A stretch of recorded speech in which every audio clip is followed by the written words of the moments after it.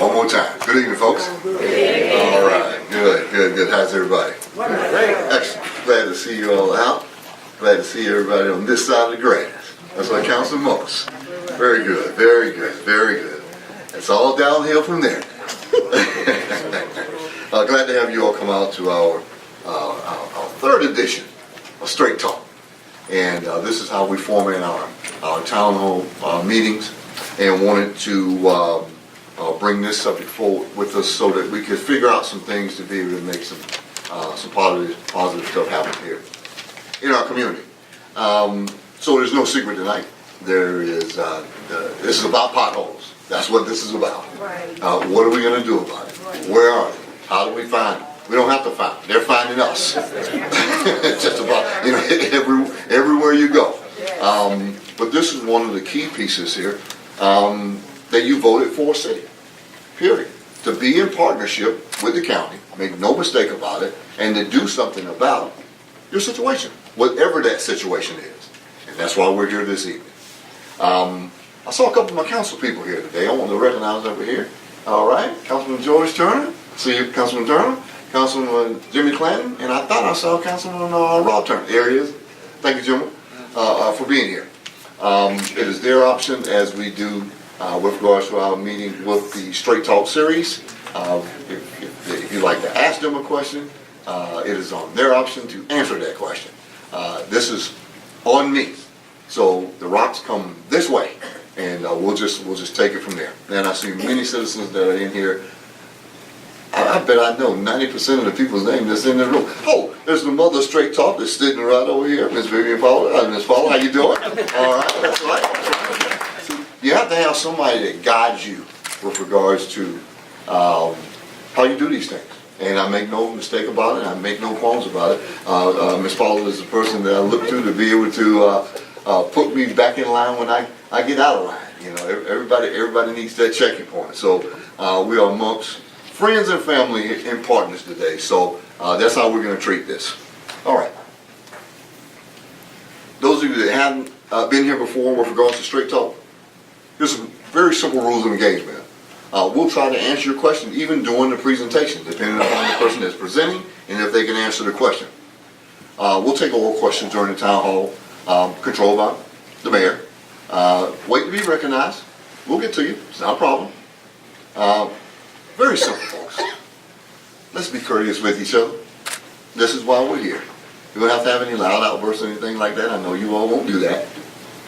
And as I mentioned before, it's on the council members to their option to speak if they so desire to do so. Is that fair? Very good. All right. So here's the agenda.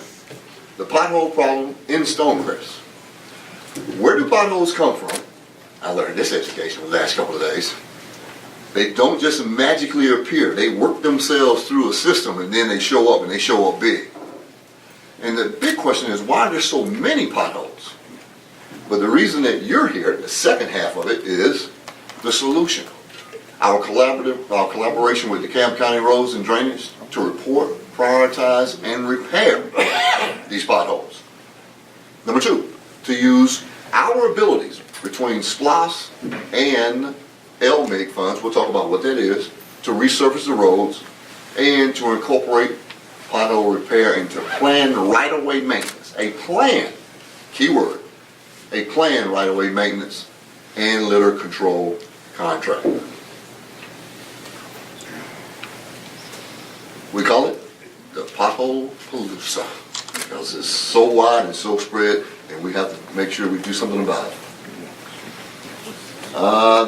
Here's this chubby gentleman that's on the screen here. This is the after cancer picture. Where I will now put this weight back on. And those of you that are asking, I feel good now. There you go. So I wanted to up close and personal as to, let's take a real look at what is happening here, and where do we go? Where do we go to from there? So, where do potholes come from? And this is a piece of it here that we're going to just come in and out of our particular piece of it. And if you would allow me, I'd like to call Mr. Ted Reinhardt up front. All right, let's give Mr. Reinhardt a round of applause. just a brief history on Mr. Reinhardt. I worked with Ted about 10 years ago as I opened the Porter Sanford Center. I was the production manager for the inaugural opening of it. So I've known him for some time, and he is an expert in this area. And Ted, it is now your show. Sure. Thank you, Mayor. And you're right. This is the 10th anniversary of Porter Sanford, so I'm sure many of you have checked out events there, but they're going to be looking to have some extra additional events this year to celebrate that anniversary. It's hard to believe 10 years have already gone by. Time goes fast. But the mayor is right that potholes don't just randomly appear. They appear from a combination of factors for how the road was originally constructed. Did it have an adequate base to it or not? Or, as you can see in this picture, does it appear that there's very little asphalt over the bare earth underneath? And then the second key factor is how well the road drains or what the soil conditions are under it. So as you can see from a picture like this, if there's not well constructed to start, and if there's poor drainage, then especially in a year like we just had, where you have a record amount of rainfall, it seems like it's raining almost every other day, the soils never dry out. And if you already have a situation where there's not much asphalt over the earth, then that moisture just continues to put pressure on the surface, and then based on the traffic volume, eventually you're going to start to see defects, right? The other problem we had, of course, is all these many years where the county was trying to rely on a host tax, and as more cities formed, the host tax kept getting spread thinner and thinner, right, to try to serve the dual purpose of both property tax relief and infrastructure repair. It could never adequately do either, right? So as you saw from you, the voters, from the legislators, from the CEO, from the city leadership, everybody decided to come together in 2017 and vote for a SPLOST, as well as e-host. So now instead of in competition, property tax relief versus infrastructure, now you've got some funding and a path ahead. But because there's so much of this that's been building up over the years, either by how a road was originally constructed, or how bad the drainage might be, or whether you can adequately get some repair done before you start to get more and more defects, these have now caught up with us, right? And so that's how we've gotten to what the conditions like this look like. Yep. Get some more for you. All right. So here's some of the things that Mr. Reinhardt just mentioned. High volume of traffic, cracks in the roadway, water, lots of rain as to what's been happening, and low freezing temperatures that we're in now. This is why there's so many potholes in this area, because there's some underneath surfacing just making it rise to the top. All right. So there's poorly maintained roads from a long time ago, before my and Mr. Reinhardt's time. Lots of rain in 2018. Here's a fact we found out today. In 2018, we had more rain than Seattle and Portland. That is unbelievable, where it rains there all the time. And then the cooler winter temperatures restrict the ability to patch the potholes itself. So we're going to break for a second just on this end of it while we have the experts. Is there any questions so far? I have one quick question about potholes. As you know, they've extended the Lithonia connector to come up to Newburgh. And they recently repaved part of the road that goes down to the Newburgh Circle, where you circle around Newburgh. And I want to know, how come we got a pothole at the end of the new surfacing already? It's already a pothole there. I can show you the pictures on my camera that has developed right there as you come to make that right turn onto Newburgh's properties. And so you're saying it was part of the new construction that the contractor Snell part of the new construction where it meets the circle to go onto Newburgh, right before about maybe 3 inches before you reach that end of the road. There's already a pothole that has developed in that section of new pavement. So my concern is if we got a pothole already, what can we expect in the future? No, you're right. It's still under contract with Snell, the general contractor. There's an inspector assigned to it, and the Georgia DOT, okay, of course, who's paying for it, will insist that that inspector verify before they accept it in about 3 months that anything that still has to be fixed gets done so before then. So there are many reasons why perhaps the contractor did something temporary until they were ready to finish out the job. Like if they were going to match up, if they got an existing pavement and a new pavement, there's something about how they're finally going to match that up that they're purposefully waiting on, then they may have done something temporary till they come back in there. But there is a full-time inspector on it, and their job is to ensure that before it's accepted, that anything like that gets fixed.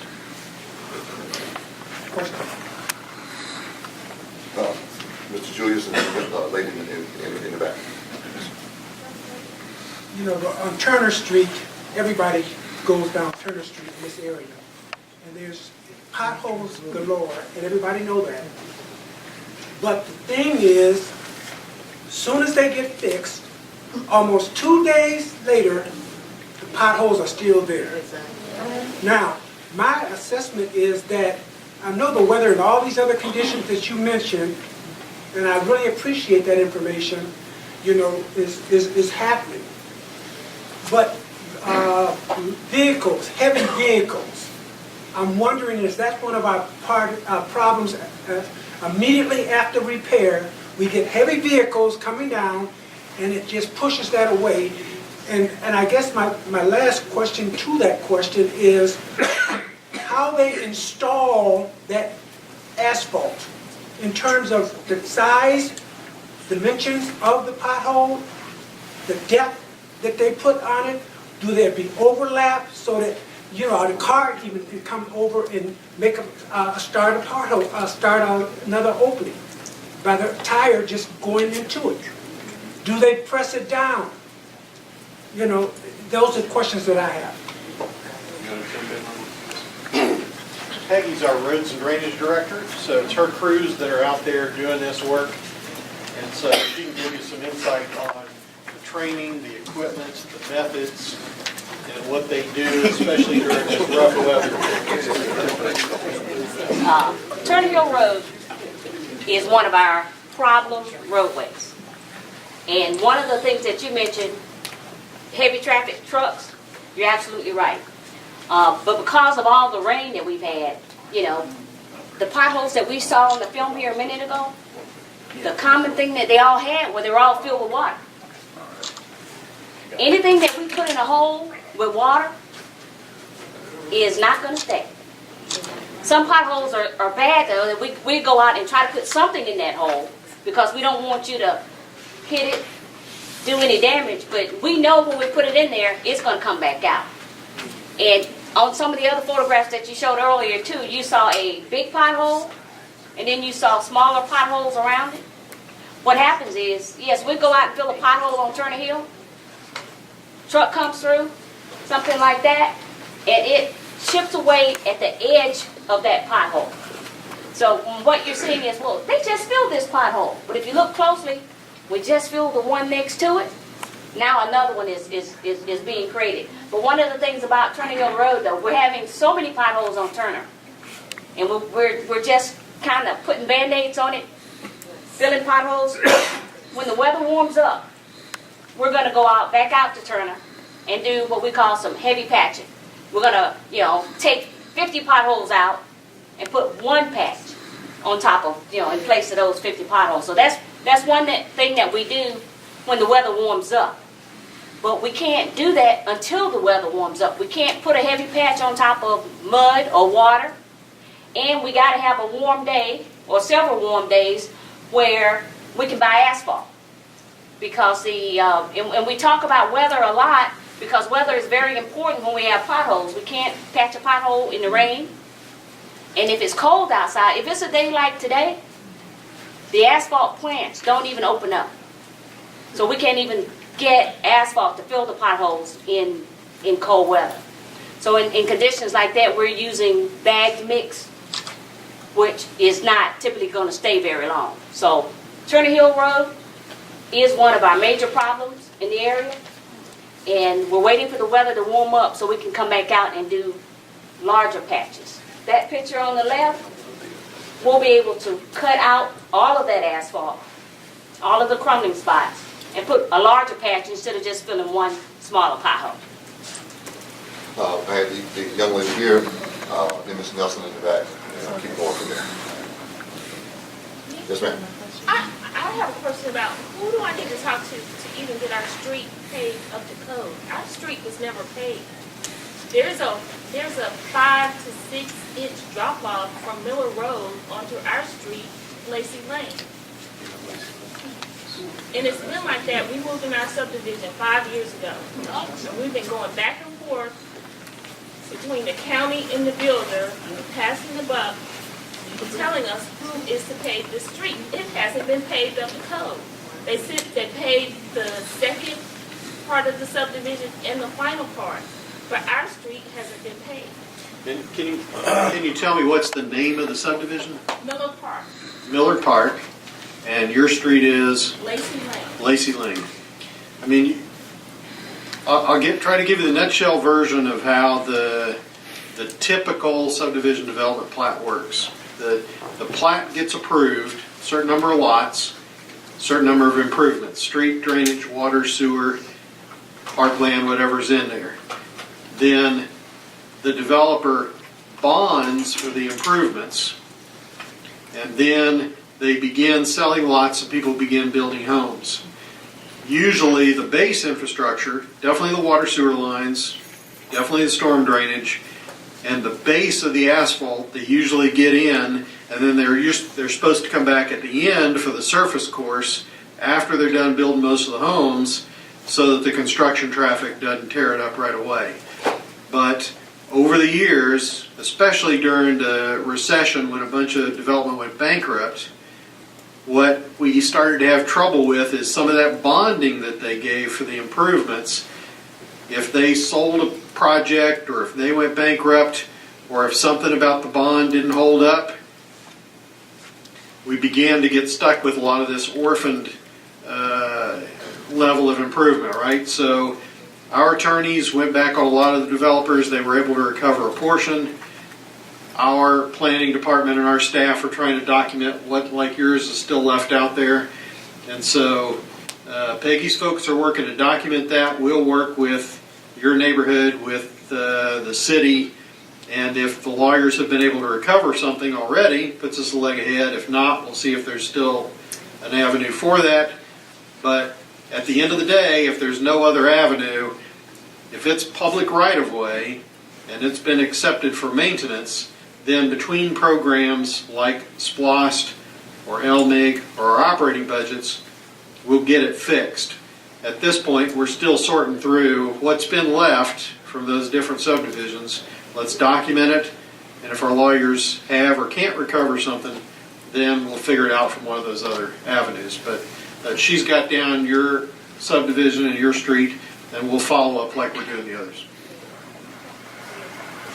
Go to Mr. Nelson, and I go to Mrs. Taylor, and then we'll keep going from there.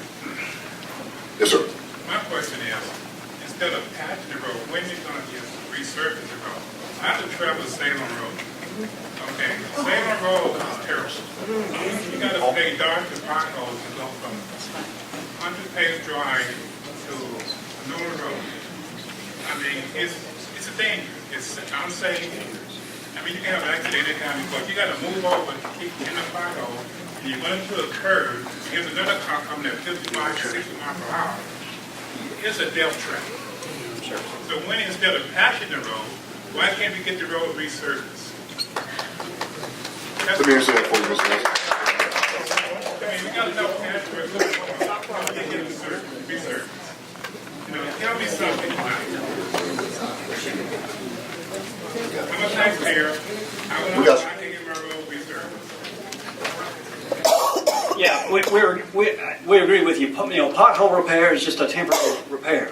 Okay. What really needs to happen ultimately is the road probably needs to be resurfaced. So really what we need is a plan. The first thing we need to do is evaluate all the streets and determine which streets need to be resurfaced, and what our budget is, where the money's coming from, and prioritize these things. And who are you, sir?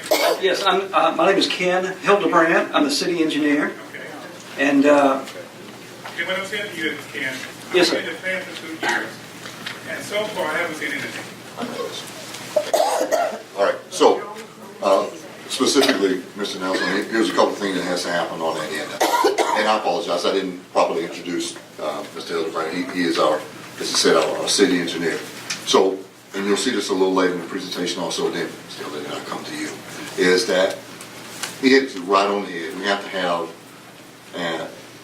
quite frankly, a real-time evaluation of it. We have, of course, what we have from the county, and then we have a piece that we like to do on our own.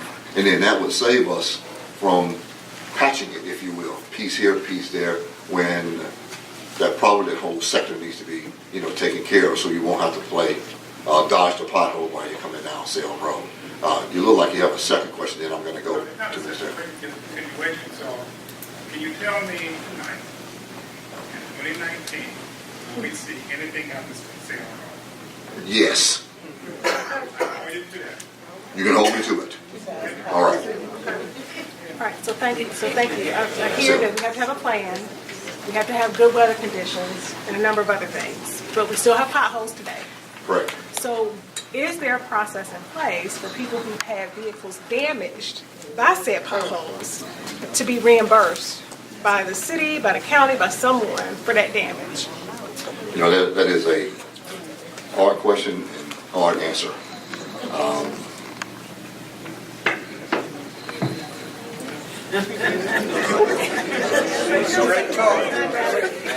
And now Dave Marcus is going to help me as we're here. So I haven't seen a reimbursement program from any county area, not just the DeKalb County, because as you know, you and several others have had this particular incident. And if we're going to, stay with our format with regards to what we're doing, we pass this information from everyone, as a matter of fact, over to the county. And there has been some discussion with regards to, what's liable and what's act of God. And so far, that's been the answer, the act of God answer. So can I add to that, please? Yes, sir. I think it was Miss Turner. What's the young lady? Ms. Allen? Miss Allen. She mentioned the process, and to Dia's point, what's the interim solution? Because I have 2 cars that's been damaged. I have the invoices to prove it. It's the same route every day. The ticket that was called in, they only repaired one of the potholes, and they did not repair the pothole that's causing the damage to the vehicle. So I understand that there has to be a plan, and I understand the weather and all that, but is there any temporary solutions like crushing run or something that the more you drive over it, it just packs it down? I know it's temporary, but it's going to save me another damaged tire or damaged rim. First, can you give me that location? Just take from Star Magnolia Road, the entry of the Parks of Stonecrest subdivision, all the way back up to Bojangles. Okay, now that's a good response. However, if we have one truck driving that route, it really helps us if we use, it's unfortunate that we only got one of them, but it helps us if we know exactly where. It's before the apartment complex. Okay, I'll get with you. Okay, please do. I'll get with you so we can make sure, because that's important, that we know exactly where that pothole is, because, it's not worth it for us to make a trip out there and only get one. I mean, we want to get the one that you reported, so we try to get them all. So But I want to continue to answer your question. I'll get that for you. The second question was crush and run. Yes. Crush and run, once it's dry, it just bounces right out of the pothole faster than any pothole mix that we have. One thing that we have started to do is we have a black coal patch. They call it coal patch mix. We've used that for years. It doesn't stay very long in the hole. Costs $6 a bag. We found 3 years ago a different mix that costs $30 a bag, but it works a heck of a lot better, and that's what we've been using lately. So when we can't get hot mix, we use this newer version of coal patch, which is, I'm sure you've seen it in some of the potholes. It looks like cement, but it's not. So we improved the mix that we use, so we're trying to get them off. We're using a different mix to last longer. That's our interim solution, and then resurfacing is the ultimate solution. Yes, Ms. Rhymes, and then the lady that's in the rear. Gotcha. Miss Allen, don't sit down. My question is, first I'm going to make a statement. Salem Road is a imminent danger to those of us whose eyesight dims in the evening, and to those youngsters who are looking forward to getting their driver's license. They don't have the experience to dodge the potholes that are there, or those of us whose eyesight is dimming such that we might have to get on their side a little bit. So please understand, it's greater than just wanting the street fixed or the liability that comes with rims and tires. I don't have an expendable child, and I'd hate for our city to be on the news because we've not moved fast enough with the $30 bag of material that we need to use. Now, I'm not intimate with the streets near Ashford Dunwoody, nor am I intimate with the streets near other places above 285. But I have the question, what grade of asphalt and mixtures are we using consistently to have this temporary fix? Because I don't want us to get, because we're asking to get the $5 so we can be quiet. I want us to get the best, because my tax dollars look just like those above 285. Okay? Now that was a lot, but just give me what you can give me out of that. Thank you. Okay. When the weather's good and we're getting asphalt, hot asphalt from the plant, we're using a grade of asphalt that's approved by the state. When we can get hot asphalt from the plant. When the weather is bad, cold, wet, we're using the $30 bag of asphalt, but it is a patch. It is definitely a patch. It's not a fix, and it's not hot. When we use hot asphalt from the plant, we're able to put tack, which is tar, to adhere that hot asphalt to the existing pavement. That temporary fix lasts a long time. But when it's cold and wet, and we get a call saying, hey, this pothole is here, do something for it now, it's that temporary bag mix, which is now better than the temporary bag mix we used to use. Thank you. The lady that has the, yes, ma'am, and then I'll come to you, sir. Yes. So, good evening. Good evening. I've been sitting here listening, and I agree with everyone with the potholes on the streets. Are there any plans in place to address the subdivisions? Meaning, I live in Wood Grove subdivision.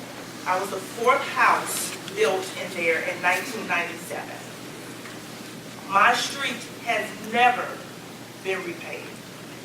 Currently, we have potholes in our street that are so deep that we have put cones in those holes so that we don't drive in. And I have personally been down to the DeKalb County Road and Drainage several times to ask not to patch our street.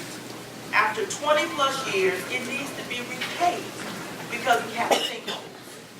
Now, the subdivision looks like a war zone. And I want to know what is the plan, not just for our streets, but for our subdivisions. Because it's about our property value, it's about our safety, because we're playing tag with coming in and out of the subdivision. So can someone address that? Will that be addressed tonight, or will that be something that will be addressed in another meeting? You said that's Wood Grove subdivision? Wood Grove subdivision, Wood Grove. yes. Okay, so we'll check on the history behind that one too. But from what I'm hearing from you, you're saying you've been in there about 20 years.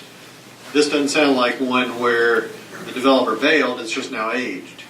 And once, Considerably. and so as you've heard from the city as well as county staff, the SPLOST program will be under the city's direction. So the city will have a plan for how do we start to turn the corner on the number of streets that need resurfacing and how those new SPLOST dollars can prioritize and address it. In the meantime, certainly if you have potholes in the street and it's a public street, then Peggy's crews will be out there when the weather permits to patch. But you're right, it will still be temporary patches that, when done right and under the not too much volume of traffic, will hold for a period of time. But if the street's now more than 20 years old and the condition under the rating system shows it's one of the worst, then when the city completes its plan for SPLOST, they'll start to prioritize the ultimate resurfacing. But that's the process you'll see, right? We're still doing the day-to-day maintenance. The city's coming up with a plan for its capital improvement dollars with SPLOST, and then eventually there should be fewer potholes, more resurfacing, and the lines start to go the right direction, right? So, excuse me, so afterwards, am I able to talk to her directly to ensure that our street is on the list so that once the weather is better, that we can address that? Because we also have some sinkholes that are happening. Can you give me the name of your street? The subdivision The is. street. The street is Winding Grove Drive. Winding Grove Drive. Winding Grove Drive. Thank you. Uh-huh. And then obviously there's a lot of you here, important issue. Anytime you see one of these, definitely either call Reds Drainage, get it to them, call your city staff, get it to them, they'll send it to us. We track all this in a database. So over the course of the typical year, on the 1,800 miles the county maintains, of which something like 293 are in Stonecrest, they will get 4,000 or 5,000 different pothole requests, right? And they put them all in this database so they don't ever miss them. It's just depending on the weather and how many are out there, it takes a while to get through them. But you definitely, any of you that know where one is, make sure it gets to Reds Drainage or it gets to your staff so that it's in that queue. All right, I have my man here, and we'll just keep on moving from over his side. His hands are going up everywhere. And then I'd like to get to the rest of it, so he's going to answer some of these questions. Yes, sir. Okay, my thing is this. If, by the way, if asphalt is added to clay base, once it gets wet, the asphalt is going to get damaged. So my question is, what subsurface is put down first before the asphalt? Is it a standard procedure in Atlanta that maybe you put down like a base first before you put on the asphalt? It's kind of like Mr. Reinhardt mentioned earlier. Older streets may have not been initially paved the way they should have been. They may not have had the clay base, the graded aggregate base, and then the two different layers of asphalt. And that's what we're seeing when potholes develop in some of the older streets and they bubble up and you see red mud. Right. That means that street was not built to standard. It may have been the standard 20 years ago, but that's no longer the county standard. So when a street is patched and we're just patching potholes, then we're just putting back asphalt on top of what was there.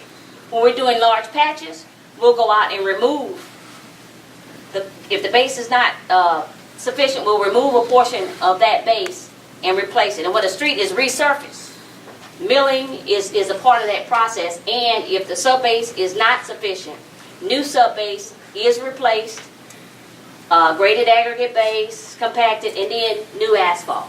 So when it's going to be resurfaced, we're going to make sure all of the new good material is in place. But on an old street that was built 30 years ago, if it's got a clay base, the only way to fix that is to dig the entire street up, replace the sub base, and then resurface. Yeah, because I know I have a little experience in civil engineering, and I know from some of the potholes that I've examined that's a problem. There's no subbase. And what I've also known is the fact that when there's a water-based, right, where there's a lot of water, what they normally do is put down a cement base first, because the cement have a better tensile strength with water, and then they pave over the cement.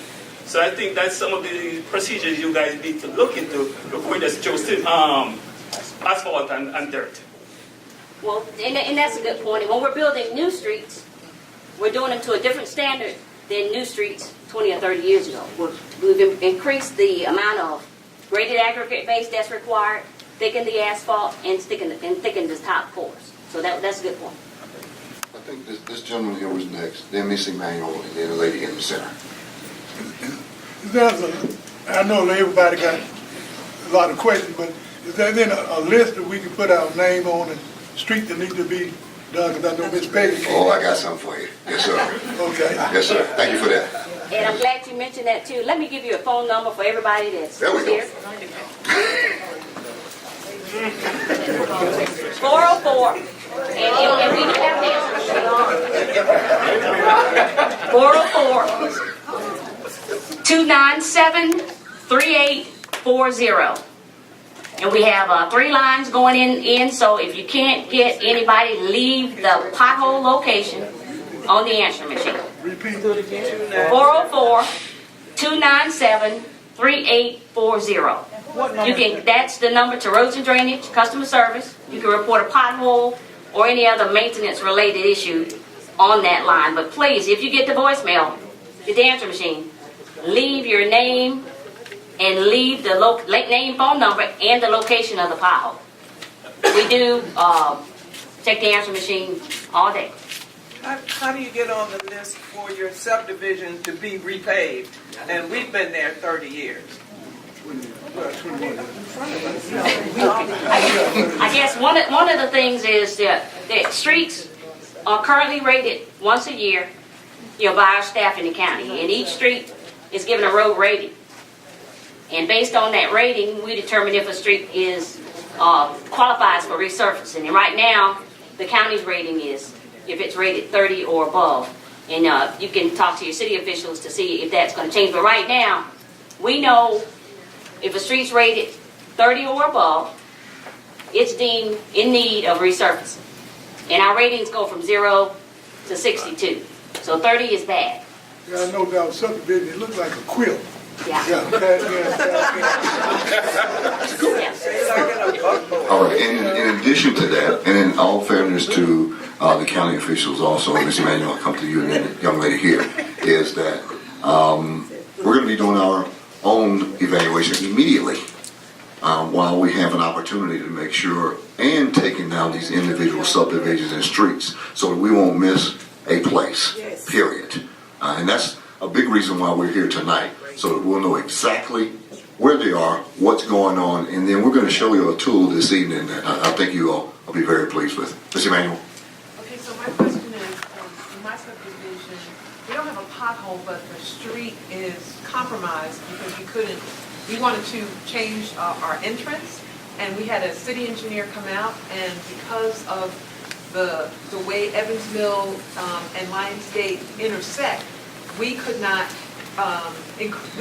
make our entrance better. And the reason being is they said there's soil erosion under the road from when the developer first started the subdivision, which is only 16 years old. So what do we do? That's a question bigger than I can answer right now. But Somebody from the county, or who do we call? she's standing up. Call that same number. Explain the situation. If the operator answers, if not, leave it on the voicemail, and we'll send somebody out to look at it. Okay. I apologize, Ms. Emmanuel. There we have it. Yes, ma'am. My also such as his on Salem Road, once you cross Brown's Mill on Panola, you're kind of like going like, it's a straight road, but you're having to drive zigzag. And there's one lane coming this way, one lane coming that way. There's no, what you call side bend where you can go the other way. Right. The same concern as Salem Road.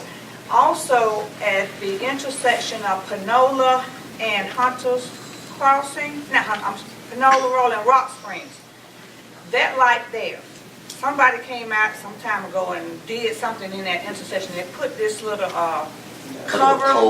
Yeah, it's like that little steel thing, and it's still there.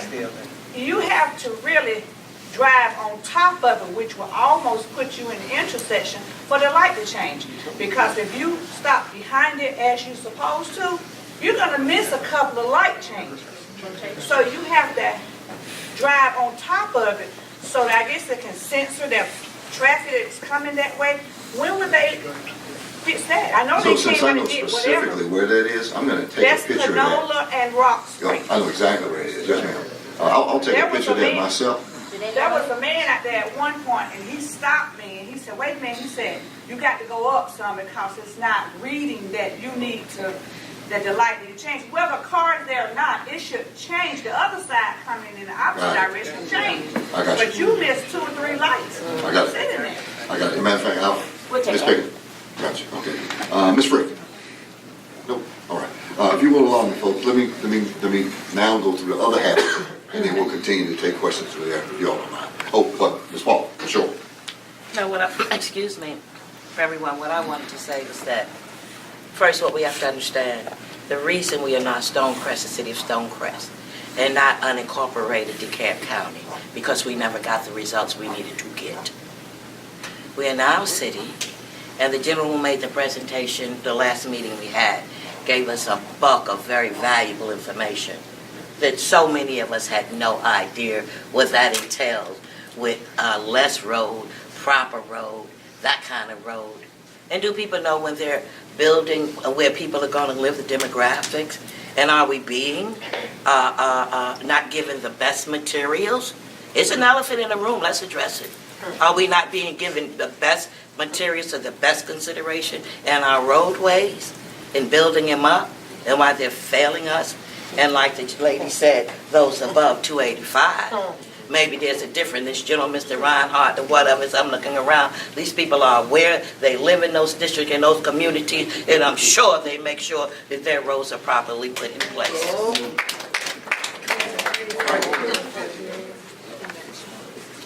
And so I just say that to say that now we are a city of Stonecrest. We are being informed. We're being brought up to date. So let us, as the new citizens, the citizenry, pay attention, attend our meetings, and learn as much as we can, so we can bring ourselves up to where we need to be as a new city. Excellent. I agree 100%. I do want to make this observation, Ms. Paula, and Mr. Reinhardt and your staff, and you can say, whatever your answer is. The same materials being used up north, are they the same materials being used down south? So that's a crazy question, but that's I want to know. As Peggy said, the county, all the counties, all the cities, all follow the same specifications that the Georgia DOT issues. And so no matter who's issuing the bid, Tucker, Chamblee, Decatur, the county, Cobb County, whoever, they're all following the GDOT specifications. A lot of what you've heard tonight came more from original construction in the development process. And just like you've heard Peggy and others say, if the base wasn't built right, this gentleman who's an engineer pointed it out too. In that original construction, when the subdivision was built, if good development standards were followed, then when she comes around to patching or you hire your own resurfacing with your splost, everybody's following the GDOT spec for those materials for repair. Most of what you're hearing here is a fundamental question of how was it originally built back in the 60s or 70s or 80s, maybe before development standards were as tight as they are today. And as you've heard in many arenas in life, If the foundation's good, then you can build on it from there. But if the foundation's not good, you're almost starting over sometimes. And that's where a lot of this comes from, the root cause. But thank you, yeah. You see, all of this adds to information that we get. We have no idea about that, but now we do know. And although there's a standard set, like you said, the DOT is followed, when you go at the contractor who goes out to do the work, are they following the standard? Are they using lesser grades of material? Yeah, and so there again, too, we hire inspectors just as the other cities and counties hire inspectors. And those inspectors monitor the work per those standards and then won't approve the pavement unless they meet it.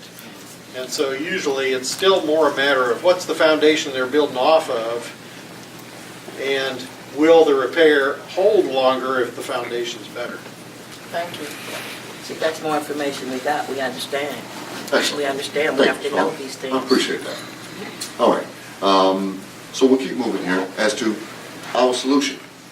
And when I say our solution, there's and I mean this like I've never meant anything else before.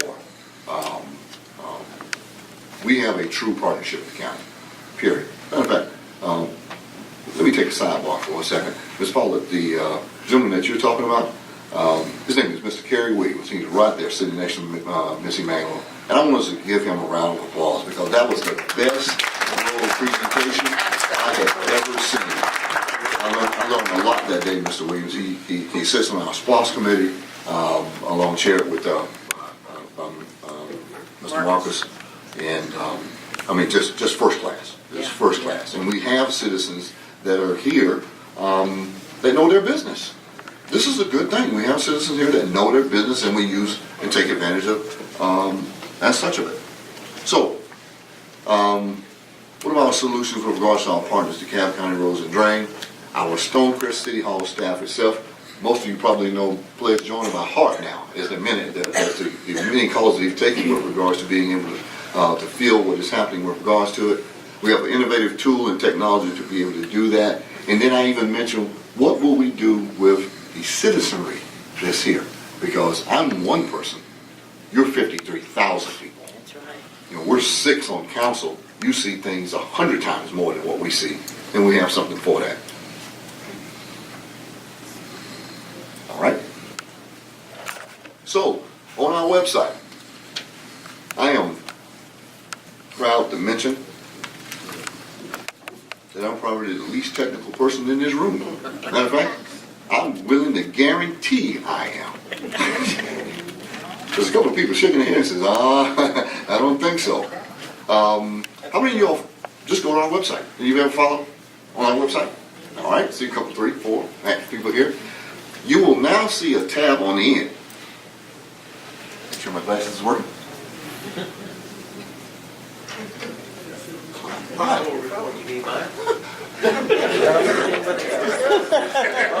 Pothole reporter.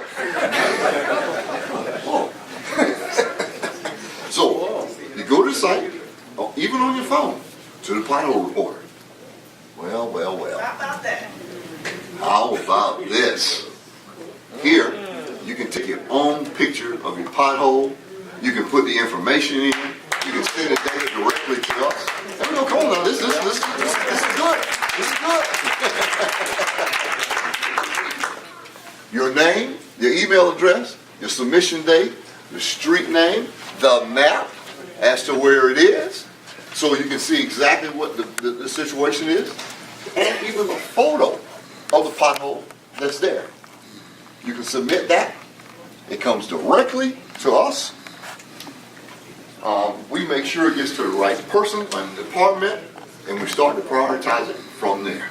So, you're raising your hand for a question, ma'am? I'm on your site now. Are you able to update your site so that multiple photos can be loaded? Because I see that only one photo. So why are you questioning past what I knew?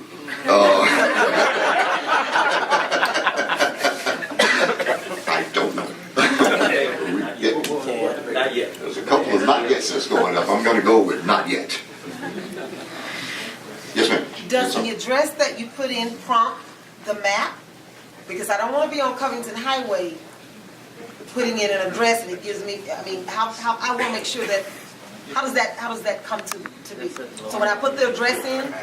Okay, all right, somebody's coming. There you go. Somebody that knows what they're talking about. Let's go with you in there. Good evening. My name is Ples Joyner. I'm the Deputy City Manager here at Stonecrest. Actually, this was put together by our GIS analyst, Mr. Nathan Holman. He's like this computer whiz kid. And so this is set up so that the GPS locator on your phone identifies where you are. So you just pull this up, and that the little pointer is pointing to where you are at that point in time. So when you see a pothole or you have a stop sign, see a pothole, jump out your car, take a quick picture. You are standing at the point where that pointer is. So that's going to tell us where the pothole is, so that when we report it to Mrs. Allen, she'll know exactly where the pothole is. We'll have the GPS coordinates for it and everything. So real time, I don't need to be in my driveway trying to report it. I need to report it where. Correct. If possible. Now don't jump out and move in traffic now. So if you go home, you can move the map around, and so it's the map of Stonecrest. So if you can find the location where you were, identify that, and then when you submit it, it'll send us that information. You want to make sure they have their location services on. Some people turn them off. So they don't have it on. So keep your location services on. I thought I saw a question over here. Oh, that was it. All right. Running away from the microphone. But it's good though. It's good. This is good. Yes, ma'am. One question. So now that we have this, what is going to be the turnaround time? Because on my street, I had to call 3 times in 6 weeks to get one pothole repaired on my street. Okay. As the mayor stated before, we are working in collaboration with DeKalb County to do this, and so actually I am meeting in constant contact with Ms. Allen. So what our process is that as the calls come in, we will log the calls into their system, get a tracking number for those calls, and so we'll be able to track your potholes as they come in. One thing that we are also doing, and this is something that DeKalb County is doing, is they need to prioritize these calls. As she stated, if you're reporting an incident where your car is damaged, there's vehicular damage, or there's possibility of running somebody over, well, they want to go out and fix those first. We don't want to fix the little tiny ones first when there's huge ones that we want to get to. So we're going to be working closely with DeKalb County to prioritize the calls as they come in. They'll fix them according to their priority, and then we'll try to get those turned around. A few other items that have come up today. Number one, we've had an awful lot of rain, right? More rain. It's almost like Noah's Ark out there. They cannot patch the potholes when it's wet. Okay, so it has to dry out. It was really cold this morning. And I'm bald-headed, so it was really tough on me. So when it's real cold, they cannot patch the potholes. The asphalt plant doesn't even open up if it's real cold. So if it's below 40 degrees, the ground temperature is below 40 degrees, they cannot patch the potholes. So we're in the middle of the winter. It's January. We got February. It may start warming up towards the end of February when we can actually make some big headway here. So the plan is we're gonna patch the potholes as best as we can, and they're getting to it. Not much has been made of the fact that DeKalb County is covering over 1,800 miles of road. 1,800 miles. And Stonecrest has about 283 of those miles. So we also have to keep in mind that we're balancing what we're reporting as well as with the entire county. They're covering the entire county. So we just want to make sure that we're managing everyone's expectations. They are not ignoring our calls or those type of things. And as we said, we're working very closely and have a very good relationship with them. Mr. Marcus. How can we find out where our favorite pothole is on the list and an estimate of when it will get fixed? Same I mean, it's one thing to report it, but if Oh, yeah, it yeah, goes out no doubt, into no the doubt, ether, no doubt. and we don't hear anything, we don't know anything, and we don't get anything, it would be reassuring to at least know when to expect it. Okay. The average normal pothole, I can't tell you when I'll get to it. I really can't do that because we're setting the priorities on those bad potholes. And some potholes, you know, a pothole to you may be something small. A pothole to your neighbor could actually not, you know, when we get out there with the pothole truck to repair a pothole that was reported 2 weeks ago, we get out there and look at it and it's not a pothole, it's actually a road cave-in. It's something really bad that has to be fixed immediately and it doesn't end up being a pothole. So I would say that probably 80% of the pothole reports turn out to be potholes. The other 20% turn out to be something else, either something worse or something totally different. You know, so unfortunately, I can't give you a time when we're going to get out and take care of that pothole. But I will say we'll get it as soon as possible. And that's, you know, and we try to get them first come, first serve. We try to, you know, if you call earlier, we try to get yours first. But typically, so many emergencies occur that we're doing the really dangerous ones or the really big ones or the cave-ins. The same guys who are working on potholes are also working on road cave-ins too. You know, so, you know, this year, well, in 2018, we filled more than 5,000 potholes. And those were 5,000 that we counted. Wow. So a lot of potholes, you know, we go out and some of them report. So there are 5 potholes on my street. We get out there are 10 potholes. You know, so every pothole doesn't even get counted, and we filled over 5,000. So the answer is, you're from the government, trust you. And it will get done. That's your answer. That's not my answer. Okay, My answer is we'll how get can to I it. find, how can I get at least a ballpark on when you will at least come out and inspect the pothole that the guy on Salem Road swerved around 2 days ago and almost hit me head on? Yes. I think what you've heard tonight, what this lady right here very eloquently said, is from this information, this gives you perspective on how the system works. Yes. This time of year, if it keeps raining and it stays cold, the list's going to grow and grow, right? So as the list keeps growing, she can't predict when it's going to stop and the crews go out. But when the weather breaks, then they'll start working some weekend overtime. They'll put all their resource on this, and they'll start to knock down the list. So depending on how big it started with, how soon the weather breaks, how long it stays dry, then that sometimes it goes faster, sometimes less. Now, when you call in a request, they will give you a service request number. And so, having learned what you've heard here tonight, let's say as Pliss gets the end of February, and it's looking like dry, warm weather forecast for March.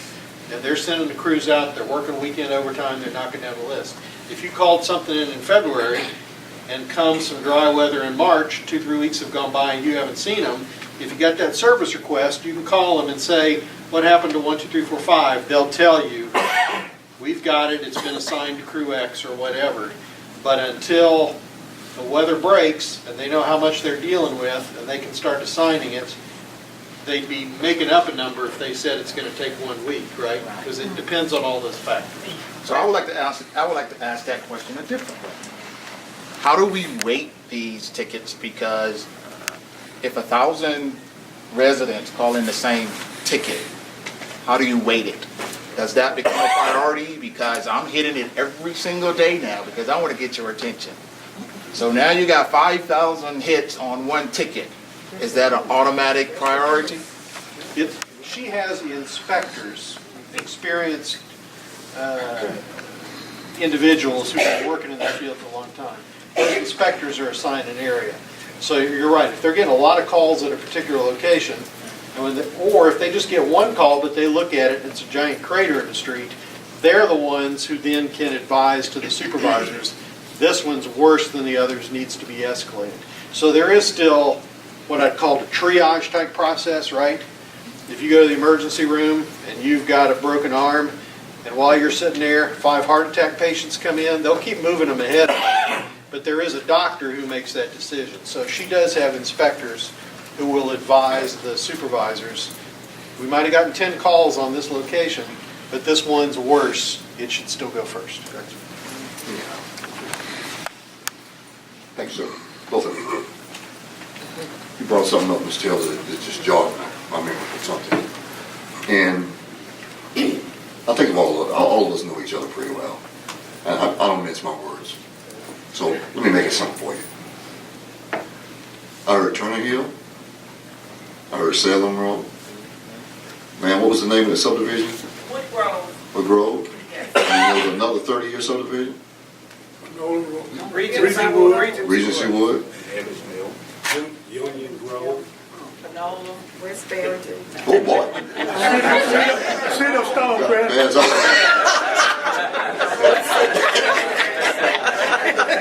threw me completely off my game other than I appreciate that. And good Mr. stuff, Mayor, Mr. Marcus. you may never ask for a pothole meeting again. No, I will. Every subject is a hot subject. That's why it's straight talk. That's why it's straight talk. And we designed it that way. Thank you, Ms. Faye. I appreciate that. So, and I'll get to you in the back, sir, in a second. This is why I asked that. I'm going to make this commitment. Mr. Jordan and I are going to watch these personally.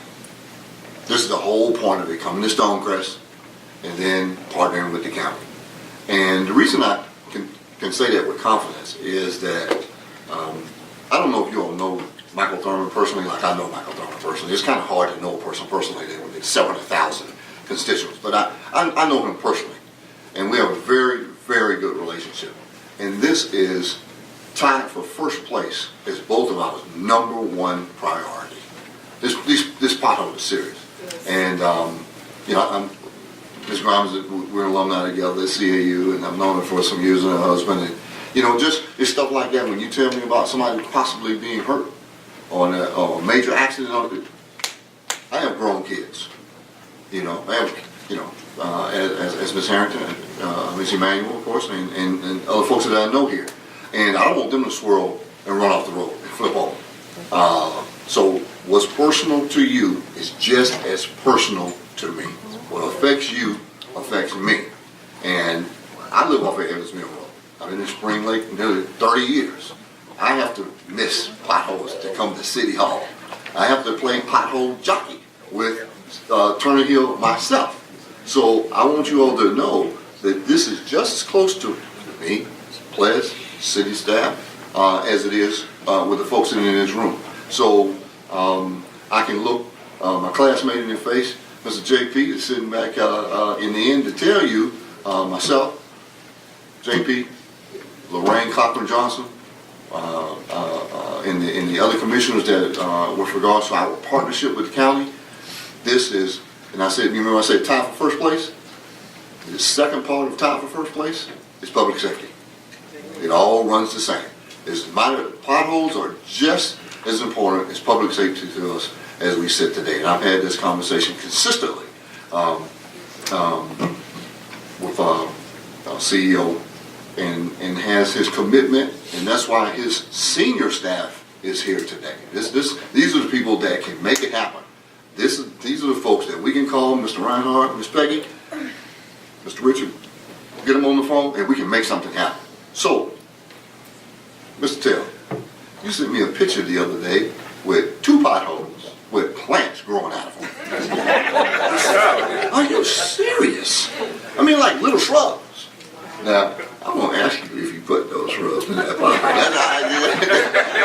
That doesn't matter. All I know is there is deep enough to have a planter in a pothole. That in itself is bad. So, here's a commitment that I want to make, and that when I make commitments. Oh, Judge Ramsey, how you doing? He's had to swerve a couple of potholes his own stuff to get here. Thank you for showing up, sir. Thank you for being here. But here's a commitment that I want to make is that those that we know that are critical, because you all have asked this a couple of times, along with Mr. Marcus and Ms. Taylor and some other people. You know, how do we know they don't fall into the abyss? How do we know we just talk today and nothing else happens? Not going to happen, period. So we're going to do a couple of 3 things. We're going to automatically track it with regards to the tool that we have now. Mr. Jordan and myself are going to stay close with regards to the people that we know that can make this happen. I'm going to ask some special favors of council at the next meeting. It would be unfair to me to say that right now because I haven't even talked to them about it, and that wouldn't be right. So I just said that to say we're going to beat this situation. We're going to beat this situation, and we're going to make it safe, and we're going to make it happen. Hi, my name is Lori Brown. You guys talked about tracking. Maybe in the future, in an enhancement on the website, instead of the ones that you track and the ones that you all have completed, that you put it on the website so that we can go on the website as well to see if our particular location or particular claim that we have has been addressed. And if it has, then we can either reaffirm, hey look, it looks like it was completed, but I actually see the same damage that I had before. Okay. And we can have a follow-up. Rather than having to make the call, we can actually go on the website and actually look to see if it was attended to. I think that's a great suggestion. Thank you for that. All right. One of the things that I had mentioned also, folks, and I wanted to see how we can actually do this because Angela Venable is going to have to coach me on how to put 100 people on a pothole committee. However, since we now have this tool, I would rather have that committee as, instead of a committee that actually reports potholes. I think we've got plenty of that. I would more so like to have this committee as the pothole police, if you will, to make sure they are being fulfilled, to make sure they are being handled in a way that just, the young lady just mentioned, as we just talked about. So, in keeping my word with you all with regards to actually putting a committee together, there's not a piece of paper large enough, I think, to be able to actually put your names on. So, if you would please, and you can send this to your council persons direct. If you want to volunteer with regards to this committee, we may call it something different. It may be oversight, it may be police, it may be something of that fashion with regards to keeping us accountable to where we're going. Send it to your council person. We'll select from that end of it, and then we'll put a committee together that quite frankly keeps us accountable with regards to what's happening. Is that fair? All right. So, last commitment. I'm going to find a way to fill these holes fast and quality. Listen to the words that are coming out of my mouth. I'm going to find a way to fix these roads as fast as we can and as quality as we can. It won't be some cat and scratch concrete. It'll be exactly the quality that I know Mr. Reinhardt has committed to, that I know that's a fact in our area. So, and that's, quite frankly, that's why you're here today. We're going to prioritize these. We're going to make sure it happens in real time. Because let's just face it, folks, and let's talk real talk. Let's talk straight talk. That's why we call it this. We have the money. We have the money to fix it. Now, continuing just having a straight talk. These are my friends. I take care of them. They take care of me. Things are really good with us, and that's the way it's going to stay. And that's the way it's going to stay. We're combining our efforts with the county. Even before their time, we paid the money to have this fixed. Even before their time. Now, they have their money that they owe us. We have our money that we have. We should be able to figure this out and figure this out quickly.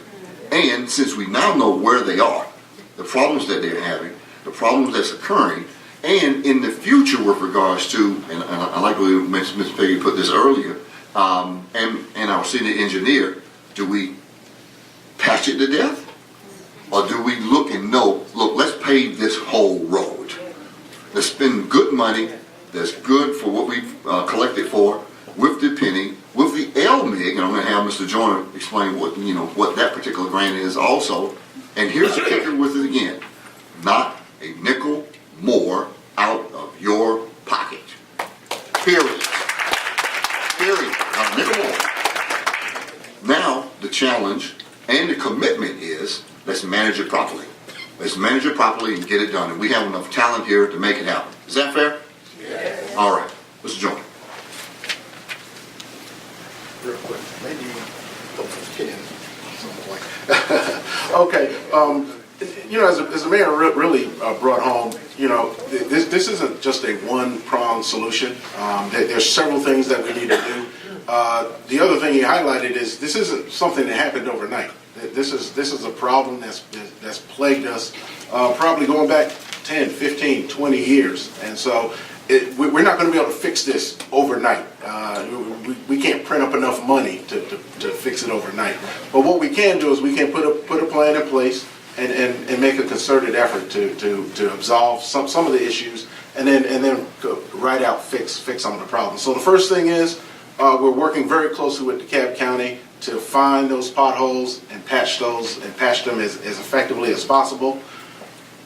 When it gets warmer, we're going to make some more effective patches. As Ms. Allen spoke about, the patches they're putting in now are temporary, and so they're going to put them down. And in a few weeks, maybe a few months, those are going to pop back out, and we're going to have another pothole there. So we got to stay on top of that and make sure that we're patching our potholes.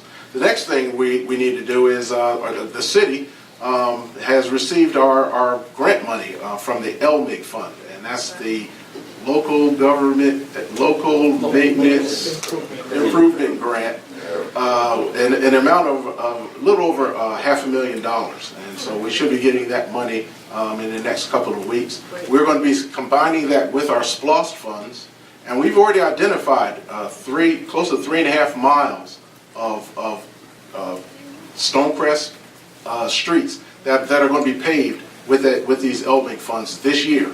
So we've already identified the streets. We have the money. So all we need to do is we need to send it out for bid and get those contractors working on that.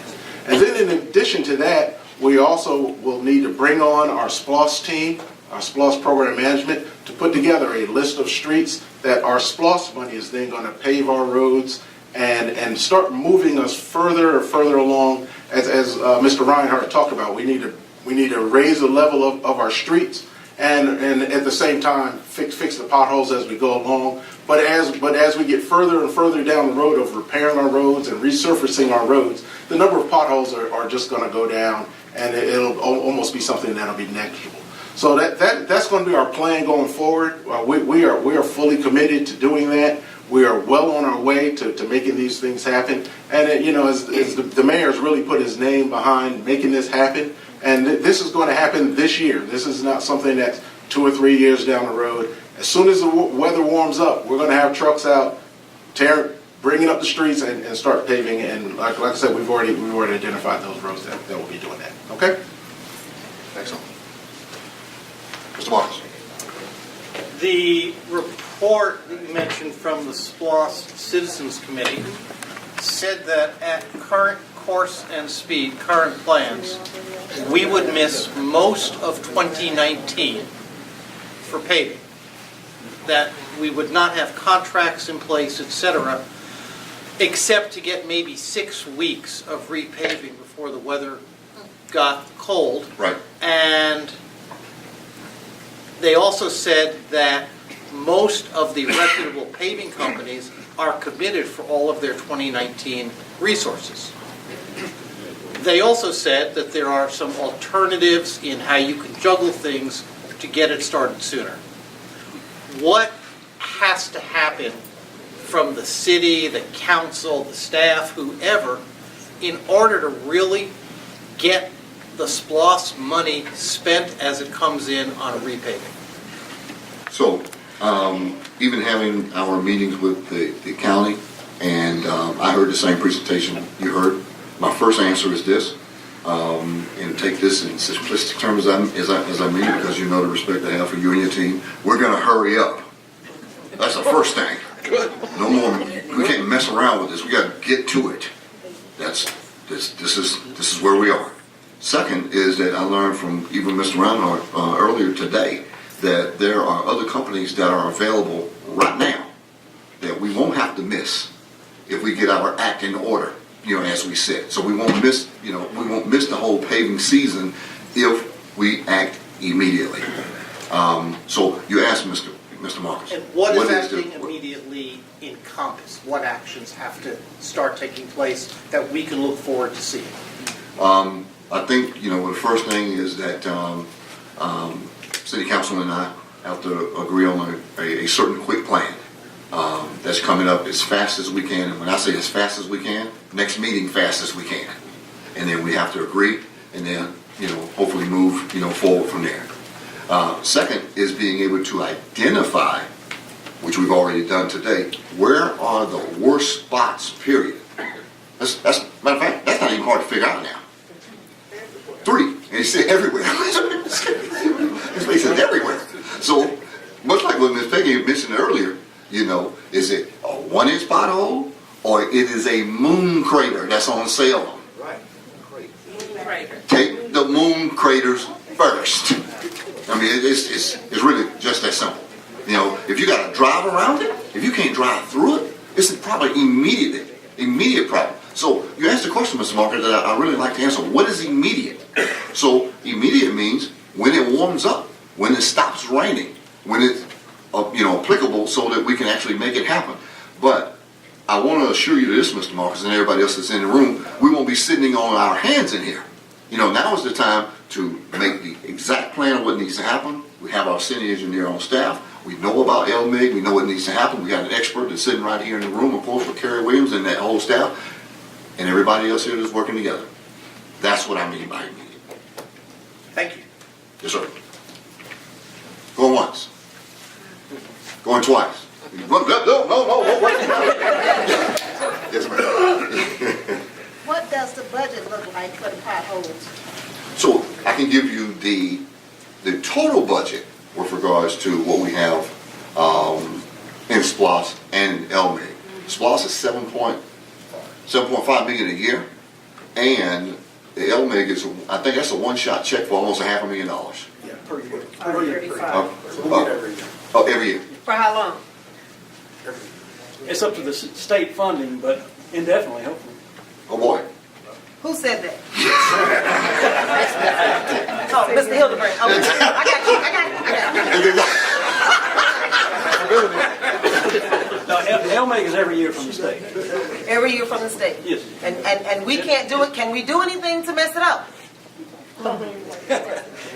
It'd be hard to mess it up. We'll get about $500,000 roughly every year from the state. As long as we spend it.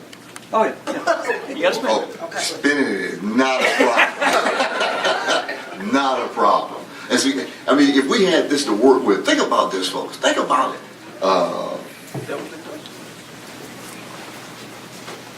It's like me and Mr. Stanton worked at Kaiser Permanente together. And it was unlimited funding. Now, we don't have unlimited funding here, but we have the money to fix it. That is a great feeling. I actually can look and say, hey, we actually have some money. We can get this done. And if we can, and take this in the right way, folks, and I know you will, if we can get out of our own way and get this done, it's going to be okay. Matter of fact, I know it's going to be okay. I laugh with my staff and Mr. Knight and people all the time. I only have one talent. One. I know what's going to happen in the future.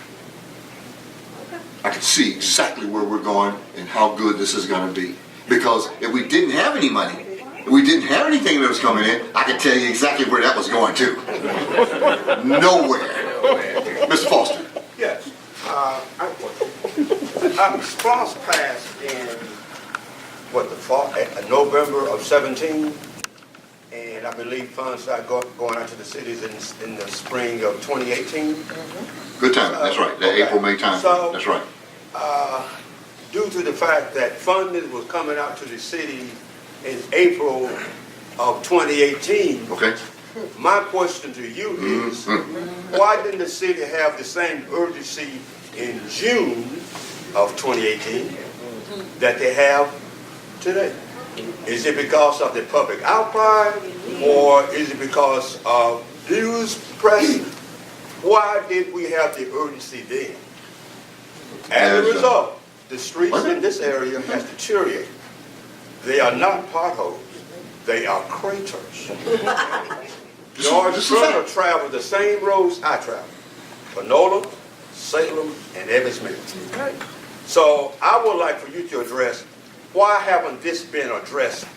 Why wasn't this addressed back in June, July, and August? All right, I can tell you. And I'll make it straight talk for you. Yeah, let's do that. We didn't know what we were doing. Okay. All right. We know what we're doing. Okay. We had to get this city off the ground. We had to figure it out. Mr. Foster, he's a frat brother of mine, good brother of mine. Got Foster fussing at me every other day. I got people throwing rocks at me the whole time. We're trying to figure out if we're going to, run for office, stay in office. What are we going to do? How many folks that we have? Where's City Hall going to be? Will we have a home at that particular time? Where the potholes are? Matter of fact, what is SPLOST? So I'm giving you a straight answer, Mr. Foster. We didn't know what we were doing. Just that simple. Now we do. But I want to make a caveat with regards to that. Now we know what we're doing. And we have a much better idea. We have our processes in place. We have committees in place that know what they're doing. We have development authority, SPLOST oversight committee. We have all these things that we needed to get off the ground to actually be a real city. Now we know what we're doing.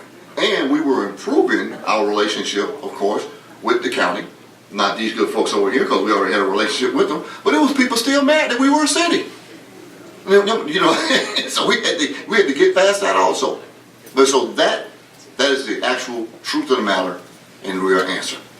We just didn't know how to get it going, but we know now. Yes, sir. And then Ms. Cofield. Matter of fact, hold on a second. Ms. Cofield, then Mr. Marcus. Ms. Cofield. Well, I have a kind of follow-up question to Foster's question.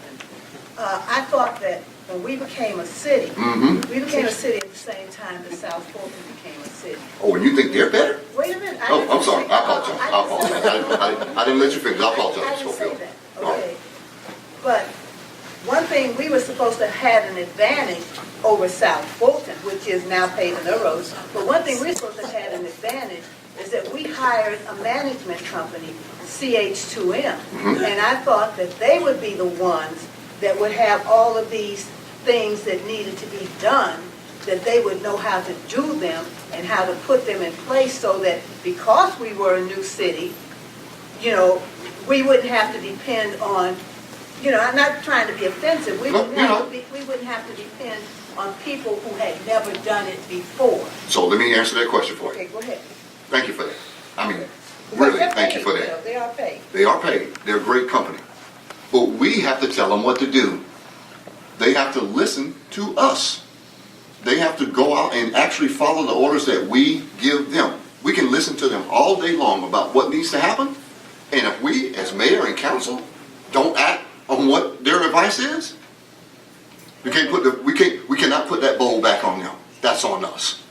Because they knew what to do. And I'm going to restate that again. I don't think that we did at that particular time. What we do now. Mr. Morris. I'm a little hesitant to ask this because you are only one person of the 6 that sit up there. And I wouldn't be mad if you kept it in. I wouldn't. But I'll do the best I can. Who is going to be the program manager or project manager for all of this SPLOST work, and when are we going to have an agreement with them? 2 answers to both of those questions. Don't know. Don't know. Fair enough. Good deal. Darryl, your last one. I think the young lady in the back mentioned about the reassurance of the tickets being closed. I'd like to make a recommendation that one of the enhancements on the app be similar to the See, Click, and Fix app, I believe it is. You just went fast. So there's a See, Click, and Fix that doesn't work, but it appears to have the right features. My recommendation is that the user that submit the ticket get some type of response via text message that states that it's repaired or complete, and so they have their own individual acknowledgement as well as the website that she mentioned. Since you sit on that committee also, would you send us that note on that? Sure. And the gentleman in the back that with the hat, I didn't answer your question, sir. So I was going to ask you for how much does it cost if you take one around two roads resurface? I would probably have to refer that to one or two people here, either Mr. Hildebrand or Mr. Williams. About 400,000. Oh, Mr. Hildebrand said about 400,000. What say you, Mr. Williams? Well, depends on the level of resurface. You pay a million, That also. it costs you up to $1 million a mile. Depends on how thick or the construction of the road is. Wow, depends on how bad it is. How So, far down you take it? got it. Yes, sir.